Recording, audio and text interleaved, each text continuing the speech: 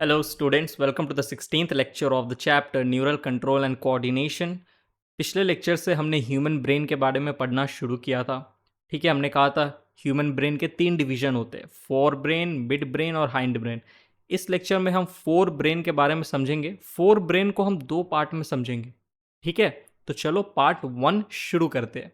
Student, fore brain के बारे में पढ़ने से पहले मैं चाहता हूँ आप एक बार 3D मॉडल देख ले ब्रेन का। ठीक है, ब्रेन को हम 3D में देखने वाले। ऑलराइट, पिछले लेक्चर में हमने ह्यूमन ब्रेन के बारे में पढ़ना शुरू किया था। हमने कहा था ह्यूमन ब्रेन के 3 डिवीजन होते हैं। राइट, क्या था? Fore brain, mid brain, hind brain. अब हम 3D मॉडल देखने वाले हैं। तो देखिए, इस तरीके से ब्रेन प्रेजेंट होता है। ठीक, यहाँ पर देखिए ये ब्रेन है, इस तरीके से प्रेजेंट है। ऑलराइट, हमने यहाँ से काट के इस तरीके से आपको दिखाया, ये रहा ब्रेन का लोकेशन। ऑलराइट, ठीक। अब सुनिए, इस ब्रेन को हम बाहर निकालें। इस ब्रेन को हमने बाहर निकाल कर देखा तो कुछ ऐसा दिखेगा। देखो, कुछ इस तरीके का दिखेगा। अब मैं इसके बारे में आपको कुछ बताने जा रहा हूँ। ब्रेन के हर एक साइड के बारे में मैं आपको बताऊंगा। सामने से, सामने वाला साइड, सामने से अगर आप ब्रेन को देख रहे हो तो सामने वाला साइड इसे हम कहते हैं एंटीरियर साइड। ठीक है, ये ब्रेन का एंटीरियर साइड है। ये देखो, ये सामने।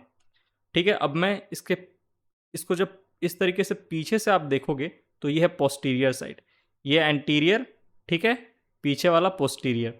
पीछे वाला साइड समझने का इजी आसान तरीका क्या है? यहाँ पे आपको सेरिबेलम दिखाई देगा। पीछे की तरफ सेरिबेलम प्रेजेंट होता है। ये जो नीचे में दिख रहा है ये सेरिबेलम है। ठीक है, तो सेरिबेलम जो होता है पोस्टीरियर साइड होता है, पीछे की तरफ। और ये सामने वाला हिस्सा है ब्रेन का, सामने वाला हिस्सा। ऑलराइट, समझ में आया? अब मैं आपको कहूँ dorsal side of the brain, तो समझ जाना ब्रेन के ऊपर वाले हिस्से की बात कर रहे हैं, ये वाला हिस्सा। ठीक है, दिस इज डॉर्सल साइड। और नीचे वाला वेंट्रल। ठीक है, ऊपर वाला डॉर्सल, नीचे वाला वेंट्रल, सामने वाला एंटीरियर, पीछे वाला पोस्टीरियर। और ये साइड वाला, ये वाला। ठीक है, ये जो साइड साइड है इसको कहते हैं लैटरल साइड। ठीक है, लैटरल वाला हिस्सा, ये लैटरल साइड। और ये भी लैटरल साइड, ये लैटरल साइड, ये भी लैटरल साइड। ठीक है, ये एंटीरियर, ये पोस्टीरियर, ये डॉर्सल, ये वेंट्रल। आ गया समझ में? ठीक, चलिए अब देखो सैगिटल सेक्शन। देखो हमने क्या किया। देखो ये जो ब्रेन है इसका 2 हिस्सा दिख रहा है आपको, एक ये हिस्सा, एक ये हिस्सा। एक हिस्से को हमने हटा दिया। इस तरीके से है, 2 हिस्सा है, 2 हिस्सा। ठीक है, 2 हिस्सा है ना। ठीक है, एक हिस्से को हमने क्या किया, इस तरीके से हटा दिया और अंदर से देख रहे हैं। एक हिस्सा को हमने हटा दिया। देखो 2 हिस्सा है ना, ये 2 हिस्सा है। ये एक पार्ट को हटा दो तो कुछ ऐसा दिखेगा अंदर से। इसे हम कहते हैं सैगिटल सेक्शन। देखो सिर्फ एक ही हिस्सा दिख रहा है ना आपको। हमने क्या किया है, इधर वाले एक हिस्से को हटा दिया है। ठीक, और सिर्फ एक वाला रीजन देख रहे हैं, कुछ इस तरीके से। देखो, ऑलराइट, ये ऐसा है। अब ये जो सामने से इसको हटा दो। ऑलराइट, ये वाला जो पोर्शन है इसको हटा दो और सिर्फ इस वाले को देखोगे तो कुछ ऐसा दिखाई देगा। ये रहा, अंदर से कुछ ऐसा दिखाई देगा। पिछले लेक्चर में हमने सैगिटल सेक्शन ही समझा था ब्रेन का। राइट, ह्यूमन ब्रेन जब हम एनसीईआरटी वाला डायग्राम जो समझे थे, सैगिटल सेक्शन था। कुछ ऐसा नज़र आता है। बताओ, याद है? ये सेरिब्रम है। ठीक है, ये यहाँ पे डायनसेफेलॉन है। राइट, यहाँ पे एक ऑप्टिक लोब्स प्रेजेंट होता है, मैंने कहा था आपको। ये जो हिस्सा है मिड ब्रेन। राइट, ये हिस्सा पॉन्स, ये हिस्सा मेडुला ऑब्लोंगाटा, और यहीं से नीचे से जो और ये एक्सटेंड होता है उसको हम कहते हैं स्पाइनल कॉर्ड। राइट, ये आपका सेरिबेलम। ठीक है, ये आपका क्या है, यहाँ पर ये जो आपको दिख रहा है ये सेरिबेलम है। देखो सेरिबेलम है। एक ही सेरिबेलम सेरिबेलम दिख रहा है क्योंकि एक हिस्से को तो हमने हटा दिया है। ठीक है, तो एक ही मतलब सेरिबेलम का एक हिस्सा आपको दिख रहा है। राइट, सेरिबेलम के यहाँ पे 2 हिस्से इस तरीके से, आपको सिर्फ सेरिबेलम का एक हिस्सा दिख रहा है। और सेरिब्रम के भी यहाँ 2 हिस्से हैं, आपको बस सेरिब्रम का एक हिस्सा देख रहा है यहाँ पे, क्योंकि एक जो हिस्सा था उसे हमने हटा दिया और ब्रेन का सैगिटल सेक्शन समझ रहे। तो एक सेरिब्रम है, एक सेरिबेलम है। ठीक, चलिए बस 2-2 हिस्सा है। सेरिब्रम का 2 हिस्सा है और सेरिबेलम का 2 हिस्सा है। नंबर 2 नहीं है एक ही। सेरिब्रम भी एक है, सेरिबेलम भी एक है, लेकिन 2 हिस्सों में बटे हुए। ठीक, ऐसा नहीं कि आप कह दोगे कि अरे यहाँ पर सर 2 सेरिब्रम है। नहीं, ऐसा नहीं कह सकते। ठीक है, चलिए, तो समझ में आया? ये हमने देखा। ऑलराइट, ठीक, 3D मॉडल समझा ब्रेन का। अब आगे बढ़ते हैं, moving on to the next slide. चलिए स्टूडेंट, तो 3D मॉडल अच्छा लगा ब्रेन का, समझ में आया? ठीक है, मैं पूछूं, बताओ एंटीरियर साइड। तो ये सामने वाला हिस्सा, पोस्टीरियर साइड पीछे वाला हिस्सा, लैटरल साइड, ठीक है, 2 लैटरल साइड, ऑलराइट, ये डॉर्सल और नीचे की तरफ वेंट्रल, ठीक। अब एक बार ना पार्ट्स ऑफ द ब्रेन को फिर से रिवाइज कर लेते हैं। देखो जितना रिवाइज करोगे, जितना बार मैं बोलूँगा उतना ही अच्छा है ना, उतनी बार आप सुनोगे और आपको जल्दी याद होगा।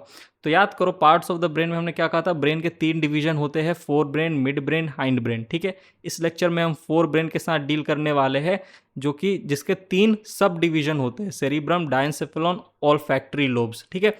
तो देखो फोर ब्रेन की हम बात कर रहे हैं, फोर ब्रेन के सब डिविजन्स को देखा जाए तो मैंने क्या कहा था, एक तो आपको ये सेरिब्रम देखने को मिलेगा, ये जो हिस्सा येलो कलर का मैंने बनाया है पूरा, ये हिस्सा येलो कलर का, ये सेरिब्रम है, ठीक। और आपको एक डायंसेफेलॉन देखने को मिलेगा, ये जो हिस्सा ब्लू कलर का मैंने शो किया है, ये है डायंसेफेलॉन, ठीक है।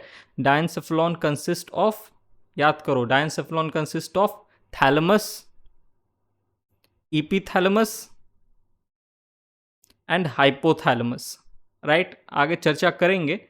Diencephalon consist of another 3 structures, क्या क्या, थैलेमस, इपीथैलेमस, हाइपोथैलेमस। तो सेरिब्रम, डायंसेफेलॉन, और साथ ही साथ यहाँ पर आपको ये पर्पल कलर का एक स्ट्रक्चर नजर आ रहा है, इससे हम कहते हैं ऑल्फैक्टरी लोब्स, ठीक है। तो फोर ब्रेन के 3 सब डिवीजन है, सेरिब्रम, डायंसेफेलॉन, ऑल्फैक्टरी लोब्स, ठीक है। ये अगेन मैं आपको बता दूं, ये सैगिटल सेक्शन है ब्रेन का, ठीक। सैगिटल सेक्शन अब मैं बोलूंगा तो आप समझ जाओगे ना।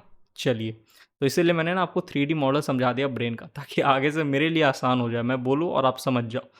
चलिए, तो अब आगे बढ़ते हैं, सबसे पहले सेरिब्रम की बात करते हैं। तो moving on to the next slide. तो स्टूडेंट, सबसे पहले हम डील करते हैं फोर ब्रेन के सेरिब्रम वाले हिस्से से, ठीक है। देखो, सेरिब्रम जो होता है वो सबसे largest and most develop part है ब्रेन का, ठीक है।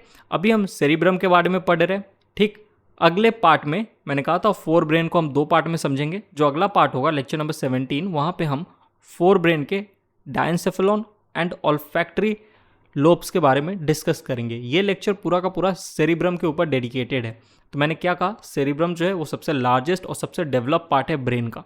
अब इसके स्ट्रक्चर की बात करें तो देखो, जो सेरिब्रम का स्ट्रक्चर है, एनसीईआरटी ने एक लाइन लिखी है कि जो सेरिब्रल हेमिस्फेयर है, सेरिब्रल हेमिस्फेयर क्या होता है सर, अभी अभी मैंने आपको 3D स्ट्रक्चर दिखाया था ब्रेन का, ठीक है। 3D स्ट्रक्चर में हमने देखा था जो सेरिब्रम वाला हिस्सा है उसके भी 2 हिस्से थे, ठीक है। सेरिब्रम जो था उसके 2 हिस्से थे, उन हिस्सों को कहा जाता है सेरिब्रल हेमिस्फेयर, ठीक है। जो हमारा सेरिब्रम है 2 हिस्सों में बटा हुआ है, जिसे हम कहते हैं सेरिब्रल हेमिस्फेयर। तो टोटल कितने, 2 सेरिब्रल हेमिस्फेयर होते हैं, और ये दोनों मिलके एक सेरिब्रम बना रहे हैं। हमारे ब्रेन में एक ही सेरिब्रम होता है, बस इस एक सेरिब्रम के 2 हिस्से होते हैं जिन्हें हम कहते हैं सेरिब्रल हेमिस्फेयर, ठीक। चलिए, अब ये जो सेरिब्रल हेमिस्फेयर है, यानी कि मैं सीधा सीधी कह सकता हूँ जो सेरिब्रम है, ठीक, इसके ऊपर एक कवर पाया जाता है जो कि है सेल्स का एक लेयर है, ठीक है। The layer of cells which covers the cerebral hemisphere is called cerebral cortex, ठीक है। जो सेरिब्रल हेमिस्फेयर है उसके ऊपर एक लेयर है सेल्स की जो कि कवर कर रहा है सेरिब्रल हेमिस्फेयर को, ठीक है। और उस कवर को हम कह रहे हैं सेरिब्रल कॉर्टेक्स। अच्छा, लेयर ऑफ सेल्स, कौन सी सेल्स, ऑब्वियसली न्यूरॉन्स, ठीक है। न्यूरॉन्स, ब्रेन की बात कर रहे तो न्यूरॉन्स की बात करेंगे, ठीक। तो सेरिब्रल कॉर्टेक्स समझ गया ना। यहाँ पर देखो, ये जो हिस्सा है, ये हिस्सा ब्रेन का, ये क्या है, सेरिब्रम है, ऑलराइट। अब एनसीईआरटी ने ना सेरिब्रल कॉर्टेक्स के बारे में एक शानदार चीज़ लिखी है। एनसीईआरटी कहता है कि cerebral cortex is throne into prominent folds. आपके मन में सवाल आ रहा होगा, सर प्रोमिनेंट का मतलब क्या होता है? तो प्रोमिनेंट का मतलब होता है इंपॉर्टेंट, ठीक है। तो कुछ इंपॉर्टेंट फोल्ड्स प्रेजेंट होती है, इंपॉर्टेंट फोल्डिंग प्रेजेंट होती है, ठीक है। किसके ऊपर? इस सेरिब्रम के ऊपर, ऑलराइट। सेरिब्रम के ऊपर जो कवर है उसको हम कहते हैं सेरिब्रल कॉर्टेक्स, ठीक है। And this cerebral cortex is throne into prominent folds, यानी कि हम कह सकते हैं जो हमारा कवर है सेरिब्रम का जो कवर है उसके ऊपर आपको फोल्ड्स देखने को मिलेंगे, ठीक, ऑलराइट। क्योंकि जो सेरिब्रल कॉर्टेक्स है ये किस तरीके से प्रेजेंट है, ये फोल्डेड फॉर्म में प्रेजेंट है, ऑलराइट। और सेरिब्रल कॉर्टेक्स क्या है? कवर है सेरिब्रम का, ऑलराइट। अब देखिए यहाँ पर जब भी हम किसी फोल्ड की बात करते हैं, फोल्ड मतलब क्या, इस तरीके से फोल्ड्स, ठीक है। तो जब भी हम फोल्ड्स की बात करेंगे तो फोल्ड्स में आपको 2 रीजन देखने को मिलेगा। एक तो ये ऊपर उठा हुआ रीजन, ठीक है, ऑलराइट, जिसको हम कहते हैं रिज, और ये एक नीचे धंसा हुआ रीजन, ठीक है, गड्ढा वाला रीजन, जिसे हम कहते हैं ग्रूव। तो जब भी फोल्ड बनेगा तो रिजेस और ग्रूव्स प्रेजेंट होंगे। ठीक, इतनी बात समझ में आई। अब सुनिए, यहाँ पर देखिए, ये जो सेरिब्रम है, यहाँ पर भी आपको ये जो सेरिब्रम है, ये किस तरफ ऊपर वाला जो हिस्सा है, जो सरफेस है, वहाँ पे आपको फोल्डिंग्स नज़र आएंगी। जो ग्रूव्स है, ठीक है, जो धंसा हुआ हिस्सा है ग्रूव्स, उसको हम कहते हैं सल्काई। देखो, जूम कर देता हूँ, ये देखो, ये वाला हिस्सा को ना, ये वाले हिस्से को मैंने यहाँ जूम किया है, यहाँ ये गड्ढा दिख रहा है, ये डिप्रेशन दिख रहा है, ये गड्ढा, ये क्या है एक्चुअली में, ये सल्काई है जो नीचे की तरफ, और ऊपर की तरफ जो उठा हुआ है ये है जायरी। ठीक है, जायरी, ऑलराइट। देखो, जायरी का मतलब क्या, it is a plural term, एक है तो क्या होगा, जायरस। सल्काई मतलब, देखो यहाँ पे दो गड्ढे हैं तो सल्काई, दो है तो सल्काई, एक सिंगुलर यानी कि सल्कस। लेकिन नीट में आपसे सिंगुलर प्लूरल तो नहीं पूछेगा, ठीक, वहाँ तो कॉन्सेप्ट पूछेगा। ठीक, तो जो सेरिब्रल कॉर्टेक्स है, it is thrown into prominent folds, यानी कि जो सेरिब्रम की जो कवर है, ठीक है, यानी कि क्या सेरिब्रल कॉर्टेक्स है वो किस फॉर्म में प्रेजेंट है, फोल्ड्स के फॉर्म में प्रेजेंट है। ऑलराइट, और जब भी फोल्ड्स बनता है तो उसमें दो हिस्सा होता है, एक रिज होता है, ऑलराइट, और एक ग्रूव होता है। रिज वाला जो हिस्सा है वो है जायरी, और ग्रूव वाला जो हिस्सा है वो है सल्काई। ठीक, तो देखो, मैं कह सकता हूँ many ridges and grooves are found on dorsal surface of cerebral hemisphere. ये जो सेरिब्रल हेमिस्फेयर है ना, इसके ऊपर, इसके डॉर्सल सरफेस पे ऊपर के तरफ आपको क्या देखने को मिलेगा, रिजेस और ग्रूव्स देखने को मिलेंगे। ये उठा हुआ हिस्सा जो रिजेस है उन्हें तो हम कहेंगे जायरी, एंड जो ग्रूव्स है इन्हें हम कहते हैं सल्काई। ठीक, ऑलराइट, इतना समझ में आया। चलिए अब देखिए, आगे बढ़ते हैं, moving on to the next slide. अब सुनो स्टूडेंट, अब हम हिस्टोलॉजी ऑफ सेरिब्रम समझेंगे। ठीक है, सेरिब्रम जो हमारा पार्ट है उसके टिश्यूज़ के बारे में हम थोड़ा समझेंगे। देखो, ये पहले मैं बता के आए हो, आपको याद करो, ग्रे मैटर वाइट मैटर बताया था मैंने आपको। ऑलराइट, तो सुनो, जो सेरिब्रल कॉर्टेक्स होता है ना, यानी कि जो सबसे जो कवरिंग प्रेजेंट होता है सेरिब्रम के ऊपर, जो कवर की तरह काम करता है, general cortex, sorry general cortex बोल रहा हूँ, सेरिब्रल कॉर्टेक्स, सेरिब्रल कॉर्टेक्स, ठीक है। Cerebral cortex is referred to as grey matter, ठीक, due to its greyish appearance. Grey matter मतलब वो हिस्सा जो कि ग्रे कलर का दिख रहा है, grey tissue, alright, grey tissue, और वाइट मैटर वाइट टिश्यू, ठीक है, जो कि वाइटिश अपीयरेंस देता है। अब सुनो, सेरिब्रल कॉर्टेक्स क्या है, तो सर सेरिब्रल कॉर्टेक्स तो लेयर है सेल्स का, यानी कि बहुत सारी सेल्स का एक लेयर है सेरिब्रल कॉर्टेक्स, ठीक है। और सेल्स बोले तो कौन सा सेल, न्यूरॉन्स। ठीक, अब ये जो सेरिब्रल कॉर्टेक्स है ना, ये ग्रे मैटर वाला है हिस्सा है सेरिब्रम का, ठीक, तो ये ग्रेइश अपीयरेंस देगा। ऑलराइट, इसका मतलब समझो, ये देखो यहाँ पर मैंने क्या बना दिया, आपका वही ब्रेन का एक फिगर है, ठीक, लैटरल साइड दिखाया ब्रेन का, ये कौन सा साइड है, लैटरल साइड है ब्रेन का, ऑलराइट, ये वाला हिस्सा, ऑलराइट, लैटरल साइड। अब यहाँ से आपने इसको काटा, ऐसे काटा और यू देखा, ठीक, यहाँ से कट लगाया और ऐसे देखा, समझ में आ रहा है ना। तो आपको देखो कुछ इस तरीके का दिखाई देगा, इस तरीके का दिखाई देगा, ये एक हेमिस्फेयर, ये दूसरा हेमिस्फेयर, ठीक है। और आप क्या कर रहे हो, यहाँ से कट लगा रहे हो और इस तरीके से देख रहे हो, ऑलराइट, ठीक। तो देखो, बाहर के तरफ, सरफेस के तरफ, बाहर के तरफ जो कवर प्रेजेंट है यहाँ पर, वो कैसा है, ग्रे कलर का है, ग्रे मैटर, ठीक। क्यों, क्योंकि आपको पता है, अभी अभी मैंने आपको बोला था, जो सरफेस होता है सेरिब्रम का, वो एक्चुअली में क्या है, सेरिब्रल कॉर्टेक्स है, ठीक है। जो सरफेस होता है सेरिब्रम का, उसे हम क्या कहते हैं, सेरिब्रल कॉर्टेक्स कहते हैं, ठीक। और सेरिब्रल कॉर्टेक्स जो है, it is referred to as grey matter, ठीक, क्योंकि ये ग्रेइश अपीयरेंस देता है। ऐसा क्यों, क्योंकि जो सेरिब्रल कॉर्टेक्स है ना, वो किससे बना है, न्यूरॉन से बना है, लेयर ऑफ न्यूरॉन्स है, लेयर ऑफ न्यूरॉन्स, ठीक। न्यूरॉन्स के कौन से हिस्से, द न्यूरॉन्स के सेल बॉडीज, ठीक है, the neurons cell bodies are concentrated here giving the colour grey. आपको पता है न्यूरॉन का नेचुरल कलर ग्रे होता है, न्यूरॉन की जो सेल बॉडीज होती है ना, वो कैसी होती है, ग्रे कलर की होती है। तो यहाँ पर ये जो हिस्सा होगा, यहाँ पर न्यूरॉन्स के सेल बॉडीज बहुत ज़्यादा कंसंट्रेटेड होते हैं, जिसके कारण से ये जो हिस्सा है, जो जनरल कॉर्टेक्स वाला हिस्सा है, ये ग्रेइश नज़र आता है, ठीक है। तो इसे हम रेफर्ड करते हैं एज ग्रे मैटर। ठीक, बोलो आया कि नहीं आया समझ में? आसान लग रहा है ना, टफ तो नहीं लग रहा ना कुछ? ठीक है, चलिए आगे बढ़ते हैं, moving on to the next slide. अब स्टूडेंट हम बात करते हैं सेरिब्रल हेमिस्फेयर के बारे में। ठीक है, तब से मैं आपको बोले जा रहा हूँ सेरिब्रल हेमिस्फेयर, अब एक बार फिर से देख ही लेते हैं। तो सेरिब्रम जो है it consist of 2 cerebral hemisphere. ठीक है, देखो यहाँ पर ये नज़र आ रहा है आपको। अब ये घूमेगा, वापस से घूम कर आएगा तब मैं आपको दिखाऊंगा। देखो ये देखो, यहाँ पर ये 2 सेरिब्रल हेमिस्फेयर आपको नज़र आ रहे होंगे, ये एक और ये दूसरा। ओके, अब इसी को ऊपर से जब आप देखोगे, ब्रेन का जब डॉर्सल व्यू आप लोगे ऊपर से, ठीक है, डॉर्सल मतलब ऊपर, अब आपको समझ में आ जाना ही चाहिए जब भी मैं एंटीरियर, पोस्टीरियर, लैटरल या डॉर्सल बोलूँ तो। ठीक है, चलिए, तो डॉर्सल ऊपर से जब आप ब्रेन को देखोगे तो सेरिब्रम के आपको 2 हेमिस्फेयर नजर आएंगे, एक राइट सेरिब्रल हेमिस्फेयर और एक लेफ्ट सेरिब्रल हेमिस्फेयर। ठीक है, राइट सेरिब्रल हेमिस्फेयर आपके बॉडी के राइट साइड में है, लेफ्ट सेरिब्रल हेमिस्फेयर आपके बॉडी के लेफ्ट साइड में है। अब देखो, a longitudinal groove is present between 2 cerebral hemisphere. ये जो दोनों सेरिब्रल हेमिस्फेयर है ना, इनके बीच में एक लंबा सा गड्ढा नजर आ रहा है, लॉन्गिट्यूडनल ग्रूव। देखो ये देखो, यहाँ पर ये लंबा सा गड्ढा भी घूमेगा, देखना यहाँ पर ये गड्ढा नजर आ रहा है, इसको हम कहते हैं मीडियन फिशर। ठीक है, ये क्या है जो येलो कलर का मैंने बनाया है, एक ग्रूव है, लॉन्गिट्यूडनल ग्रूव, जो कि दोनों सेरिब्रल हेमिस्फेयर को अलग अलग करता है।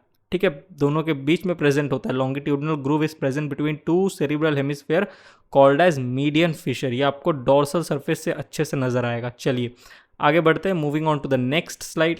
अब जो अगला पॉइंट है स्टूडेंट्स, वो है both the cerebral hemispheres are connected by a tract of nerve fibres called corpus callosum. ठीक है, कॉर्पस कैलोजम क्या है? एक मोटा सा गुच्छा है, ट्रैक्ट है नर्व फाइबर्स का, यानी कि एक्सॉन का। नर्व फाइबर का मतलब क्या? एक्सॉन। ठीक है, जो कि दोनों सेरिब्रल हेमिस्फेयर को कनेक्ट करता है। कॉर्पस कैलोजम देखिए, ये नजर आ रहा है आपको, यहां पर इस तरीके से ये कॉर्पस कैलोजम प्रेजेंट होता है। ठीक है, लैटरल व्यू है ये, पीछे से देखिए पोस्टीरियर व्यू। ठीक है, ये मैं आपको यहाँ पे पोस्टीरियर व्यू दिखा रहा हूँ, पीछे से देखो, ये देखो, ये नज़र आ रहा है, ये पहला सेरिब्रल हेमिस्फेयर, ये दूसरा सेरिब्रल हेमिस्फेयर, दोनों के बीच में प्रेजेंट होता है क्या? Corpus callosum. और ये कॉर्पस कैलोजम क्या करता है? दोनों सेरिब्रल हेमिस्फेयर को आपस में कनेक्ट करता है। और ये कॉर्पस कैलोजम क्या है? It is a tract of nerve fibres. अच्छा, कुछ ना कुछ फंक्शन तो होगा कॉर्पस कैलोजम का। तो ये क्या करता है? It provide coordination between 2 cerebral hemisphere. दोनों सेरिब्रल हेमिस्फेयर के बीच में कोऑर्डिनेशन प्रोवाइड करने का काम करता है, ताकि ये जो दोनों सेरिब्रल हेमिस्फेयर है आपस में मिलकर फंक्शन कर सके, कोऑर्डिनेट कर सके। ठीक है, ऑलराइट, चलिए। Presence of corpus callosum is a mammalian character. ये जो कॉर्पस कैलोजम है ये आपको स्पेसिफिकली मैमल्स के अंदर नजर आएंगे। ठीक है, और हमारा जो ब्रेन है बहुत ही ज़्यादा वेल डेवलप्ड ब्रेन है। ठीक, आपको पता ही है, हम जितना भी आप देखोगे सिविलाइजेशन, हम ही आगे सिविलाइजेशन में ह्यूमंस जो है, स्पीशीज़ जो है, ह्यूमन स्पीशीज़, इसको देखो बड़ी बड़ी बिल्डिंग बना रही है, हवाई जहाज़ बना रही है। किसी बकरी को देखा है क्या हवाई जहाज़ बनाते हुए? ह्यूमंस बना रहे हैं ना। बहुत ही ज़्यादा हम लोग क्या है, डेवलप्ड है, हमारी जो इंटेलिजेंस है बहुत ज़्यादा है। ठीक है, अच्छा, हमारी इंटेलिजेंस ज़्यादा क्यों है मैं पूछूँ तो? इसका कारण मैं आपको बताऊँ, हमारी इंटेलिजेंस इतनी ज़्यादा क्यों है। ऐसा देखा गया है कि जिसके जिस जिस भी स्पीशीज़ के जो जो फोल्ड्स थे ना, जायराई और सर्कस, वो बहुत ज़्यादा जिनके फोल्डिंग पाई जाती है, ठीक है, वो ज़्यादा डेवलप्ड होते हैं। अब ऐसा क्यों? क्योंकि देखो, हमारे ये जो फोल्डिंग्स है ना, ये फोल्डिंग्स जो जायरी और सल्काई थे, जो फोल्डिंग्स थे, वो जितना ज़्यादा होंगे उतना ज़्यादा सरफेस एरिया बढ़ेगा हमारे ब्रेन का। हमारा जो सेरिब्रम वाला हिस्सा है उतना ज़्यादा सरफेस एरिया बढ़ेगा। जितना ज़्यादा सरफेस एरिया बढ़ेगा उतने ज़्यादा न्यूरॉन्स प्रेजेंट होंगे। जितना ज़्यादा न्यूरॉन्स प्रेजेंट होंगे उतनी ज़्यादा हमारी इंटेलिजेंस होगी। इसीलिए कहा जाता है कि मैमल्स जो होते हैं वो बहुत ही ज़्यादा वेल डेवलप्ड ब्रेन है उनका, बहुत ही ज़्यादा इंटेलिजेंट होते हैं, क्योंकि हमारे अंदर जो जायराई और सल्काई का जो फोल्डिंग्स होता है बहुत ज़्यादा अच्छे से पाया जाता है, जिसके कारण से हमारा ब्रेन का सरफेस एरिया बढ़ता है। ब्रेन का सरफेस एरिया बढ़ा यानी कि ज़्यादा न्यूरॉन्स होंगे, ज़्यादा न्यूरॉन्स होंगे, और न्यूरॉन्स पता है आपको, न्यूरॉन्स होंगे तो वो अपना फंक्शन करेंगे तो हमारी जो इंटेलिजेंस है वो ज़्यादा होगी कंपेयर टू अदर स्पीशीज़। ठीक है, चलिए, और एक और चीज़, जो कॉर्पस कैलोजम है ये एक मैमेलियन कैरेक्टर है। चलो, तो एक फैक्ट की तरह मैंने आपको बता दिया, ठीक है। चलिए आगे बढ़ते हैं, moving on to the next slide. अब स्टूडेंट देखिए, जो हमारा सेरिब्रल हेमिस्फेयर है, दो सेरिब्रल हेमिस्फेयर है, एक राइट और एक लेफ्ट, और ईच सेरिब्रल हेमिस्फेयर जो है वो 4 लोब्स में डिवाइडेड है, ठीक है। 4 लोब्स का नाम क्या है? Frontal lobe, parietal lobe, temporal lobe and occipital lobe. ठीक, देखो यहाँ पे मैंने क्या बनाया, लैटरल साइड बनाया है ब्रेन का, ठीक, लैटरल साइड बनाया है मैंने किसका? ब्रेन का। अब देखो ये जो हिस्सा है ये क्या है? सेरिब्रम वाला हिस्सा, ठीक। और सेरिब्रम भी है वो 2 हिस्सों में बटा होता है, 2 सेरिब्रल हेमिस्फेयर में बटा हुआ है। यहाँ पर मैंने एक ही सेरिब्रल हेमिस्फेयर दिखाया है क्योंकि ये लैटरल साइड है। इस तरीके से पीछे के तरफ भी एक होगा, एक इस तरफ सेरिब्रल हेमिस्फेयर है, एक इस तरफ सेरिब्रल हेमिस्फेयर है, ठीक। और हर एक सेरिब्रल हेमिस्फेयर 4 लोब्स में डिवाइडेड है, ठीक। ये देखो लेबलिंग कर देता हूँ। सामने के तरफ, सबसे सामने के तरफ जो लोब है उसे हम कहेंगे फ्रंटल लोब, ठीक। इधर जो लैटरल साइड पे जो लोब है इसे हम कहेंगे टेम्पोरल लोब। और ये जो यहाँ पर किधर बोलो, डॉर्सल साइड की तरफ, ऊपर के तरफ जो लोब प्रेजेंट है इसे हम कहेंगे पैराइटल लोब। और एकदम पीछे पोस्टीरियर साइड में जो लोब प्रेजेंट है इसे हम कहेंगे ऑसिपिटल लोब। और नीचे में ये जो स्ट्रक्चर आपको दिख रहा है ये कोई लोब नहीं है, ये सेरिबेलम है, जिसके बारे में हम आगे चर्चा करेंगे, जो कि हाइंड ब्रेन के अंदर हम पढ़ेंगे सेरिबेलम के बारे में, ठीक। ऑलराइट, तो क्या बोला मैंने इस स्लाइड में? मैंने आपको कहा कि देखो जो सेरिब्रल हेमिस्फेयर होता है ना वो 4 लोब्स में डिवाइडेड होता है। मैंने आपको चारों लोब्स के यहाँ पे लोकेशन बता दिए, ठीक। ऑलराइट, तो हमारे जो सेरिब्रम है वो 2 सेरिब्रल हेमिस्फेयर में डिवाइडेड है, और हर एक सेरिब्रल जो हेमिस्फेयर है वो 4 लोब में डिवाइडेड है। तो टोटल 8 लोब्स होंगे, हो सकता है, कह सकता हूँ ना मैं।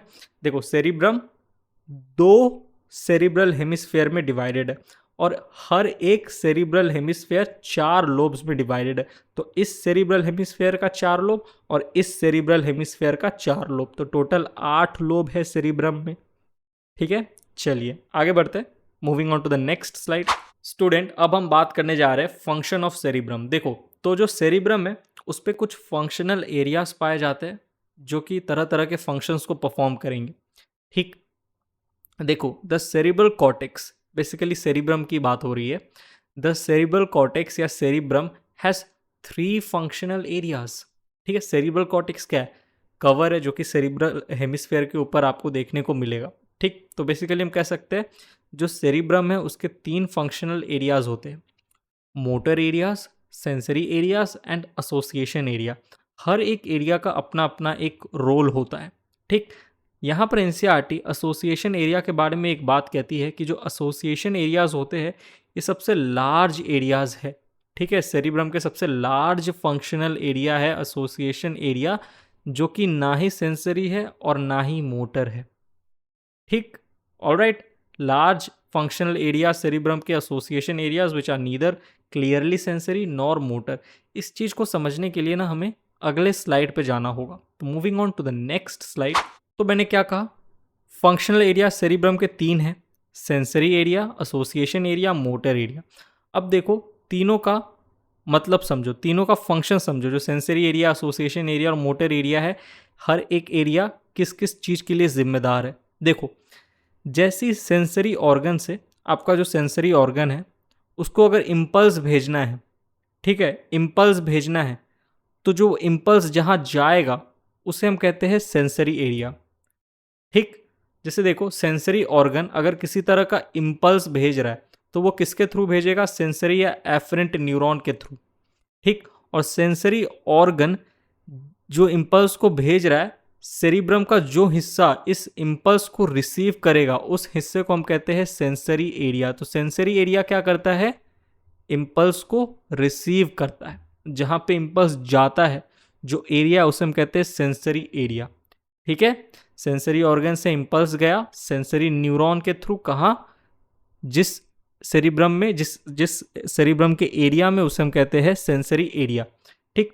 अब सुनिए, ये जो इम्पल्स है सेंसरी एरिया से जाता है एसोसिएशन एरिया तक, और एसोसिएशन एरिया में उस इम्पल्स की प्रोसेसिंग की जाती है, ठीक है, प्रोसेसिंग की जाती है, एनालिसिस की जाती है, और फिर इम्पल्स को एसोसिएशन एरिया से मोटर एरिया तक भेज दिया जाता है।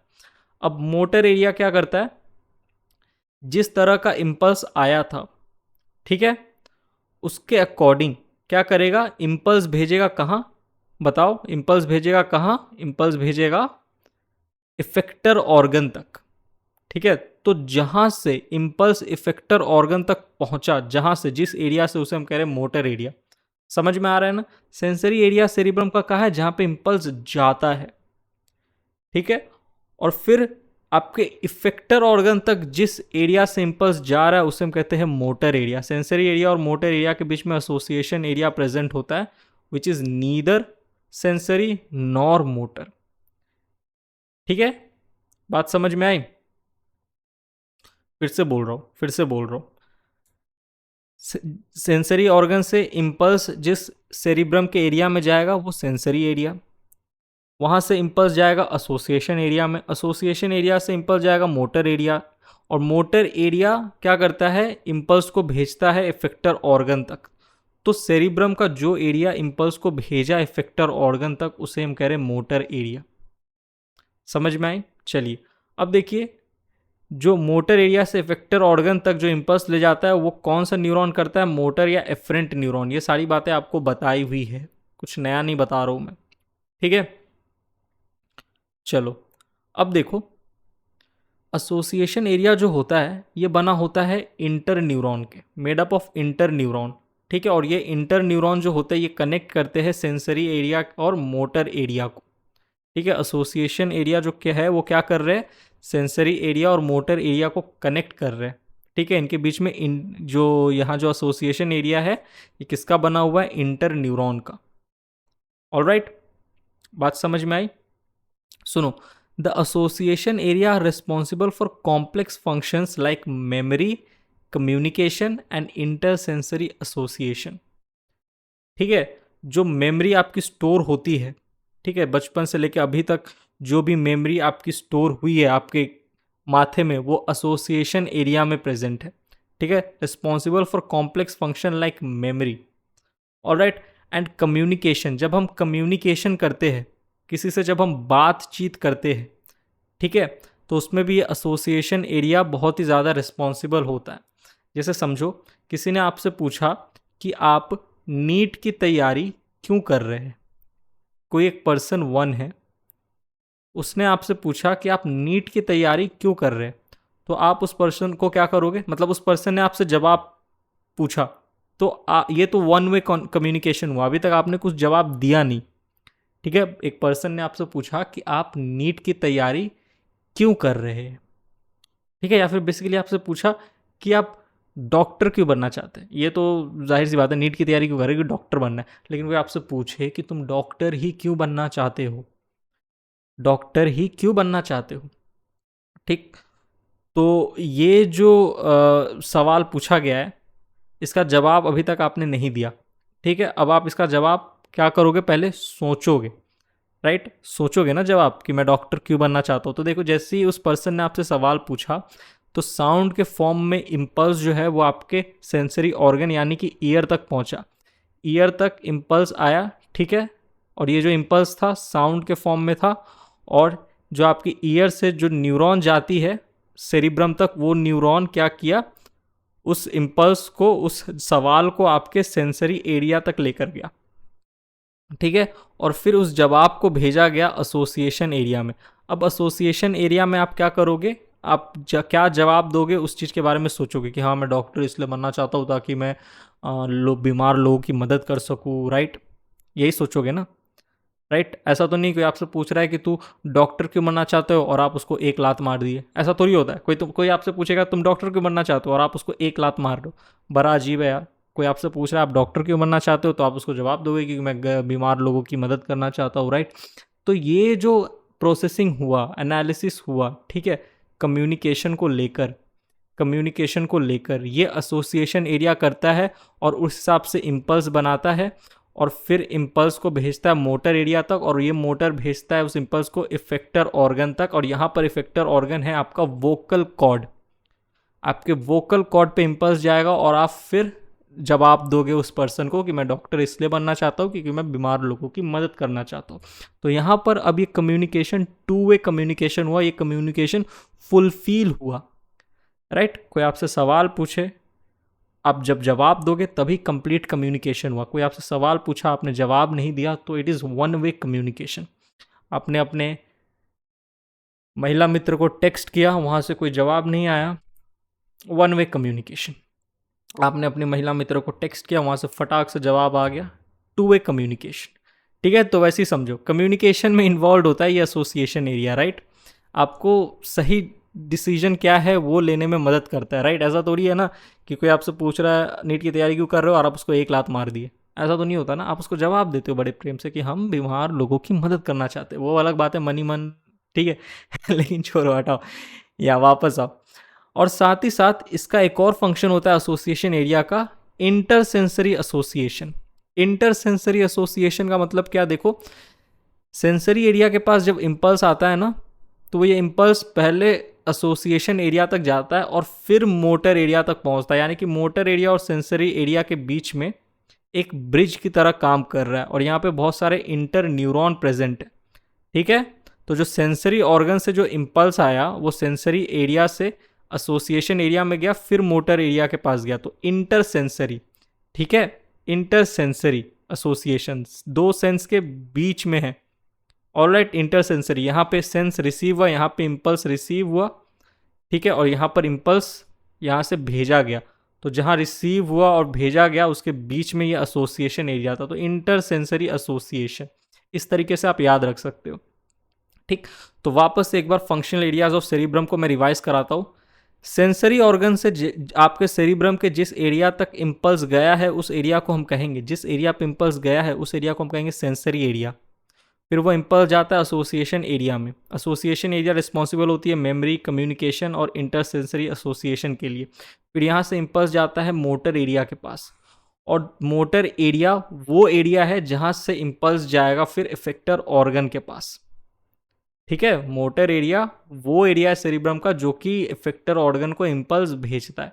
जैसे कोई किसी ने आपसे सवाल पूछा आप डॉक्टर क्यों बनना चाहते हो, तो फिर ये चीज़ आपके सेंसरी एरिया में गई, ठीक है। साउंड की तरह आपने साउंड सुना ना, आपसे कोई सवाल पूछा कि तो डॉक्टर क्यों बनना चाहता है, तो यहाँ पर इम्पल्स जो था साउंड के फॉर्म में था, आपको कानों से सेंसरी एरिया तक गया, एसोसिएशन एरिया में फिर उस चीज़ का प्रोसेसिंग किया गया, एनालिसिस किया गया, फिर उस हिसाब से इम्पल्स को मोटर एरिया में भेजा गया।